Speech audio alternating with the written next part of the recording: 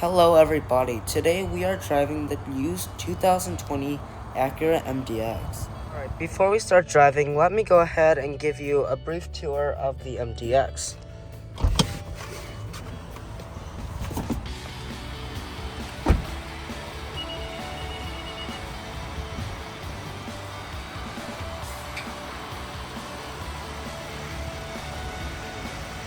Pretty good looking front end.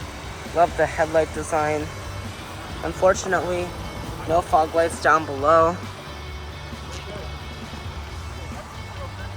Good looking side profile. Lots of chrome. Let's check out the cargo area. We're in a little bit of a time crunch. Forgive me if I'm rushing. Lots of cargo area. 12-volt power outlet. And a false floor. And you do have a third row.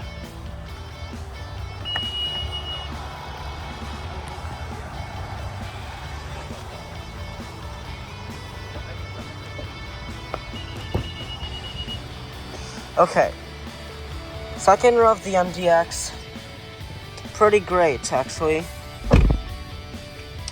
Very roomy, but you don't have a panoramic sunroof or sunshades. I don't really expect sunshades on this. Nice armrest, climate controls, 2 USB ports and a cubby, and some seat back pockets.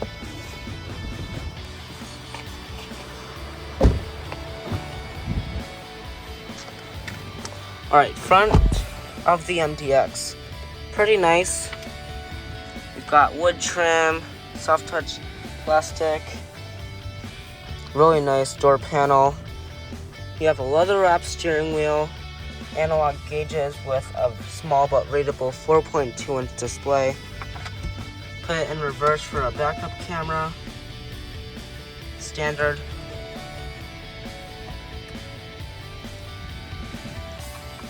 Lots of storage. You also have another bin and a place to put your phone, and some more storage with 3 USB ports actually, and a 12-volt and an aux jack. Infotainment system is weird. You have to control it with your finger, or you can do it with the little toggles. And then you have that. You have to control it with these buttons. And then that's pretty much it. Standard size sunroof up top. Now let's get this on the road. Alright, so right off the bat I can tell that the new MDX rides a lot nicer, especially on this bumpy road away from Fox Acura of Ann Arbor. So probably something to do. The mileage, this has 18,000 miles on it. Ours has 3,000. So maybe something to do with that. The screen is flickering, not anything with the camera quality, it's the screen's graphics. Alright, transmission evaluation. Great. This has a ZF 9-speed that is controlled with that push button style. It shifts smoothly. It's not the sportiest and quickest, but it's good enough for me. That's why you buy the new MDX or the RDX. Those have the 10 speeds. This shares the transmission with the Pilot and all of the other ones that have this powertrain like the Ridgeline, Passport, and the 2019-18 Odyssey. So I like the way that this MDX drives. It's definitely very pleasing, and well, even for someone that wants to buy a used MDX and they don't want to go all in, this is a great choice.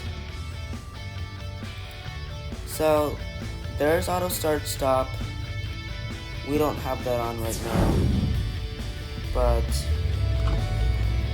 it still works well. Alright, so we're going to go onto the highway, see if we can get some acceleration in.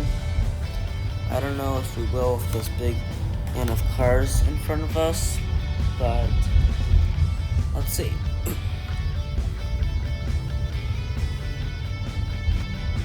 Well, okay, you can tell how good of a driver this Discovery is. Oh, another person on the side of the road. We've seen lots of people on the side of the road. I guess it's get a flat tire day or something like that. Alright, so it looks like we can't really get an acceleration test in, so we'll have to save it for later in the video. So, I apologize for this video being so short, under 15 minutes. We're in a time crunch, we have to get back home by 6. You see on the clock it's 5:42, so I apologize for the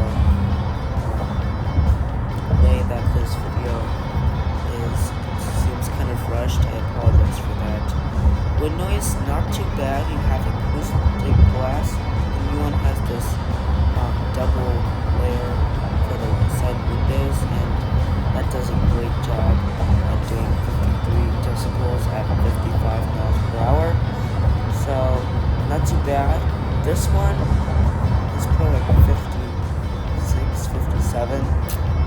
Not completely sure, but it's good enough for me. It's not too noisy anymore. And the Bridgestones that this is riding on, it's pretty quiet, so I like it. You don't have automatic lane change. You have to move the wheel, but you do have the brief flash feature where you touch lightly on the turn signal and then it will, flash 3 times. This has blind spot monitors. It's located on the inside of the A-pillar. That's a smart place to put it because you don't want to look through all of the mud and dirt. What if you smash your mirror and it gets ripped off? Then you don't have a blind spot monitor, but you will have one on the inside.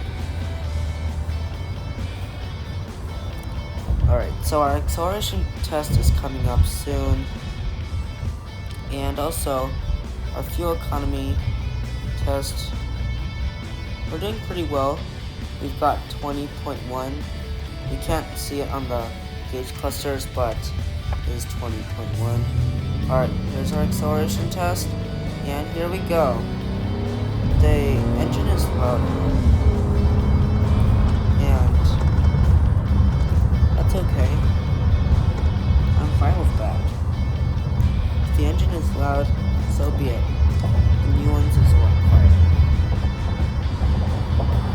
The steering feel is a lot heavier than the new ones. I don't know why, but it just seems to be a lot heavier.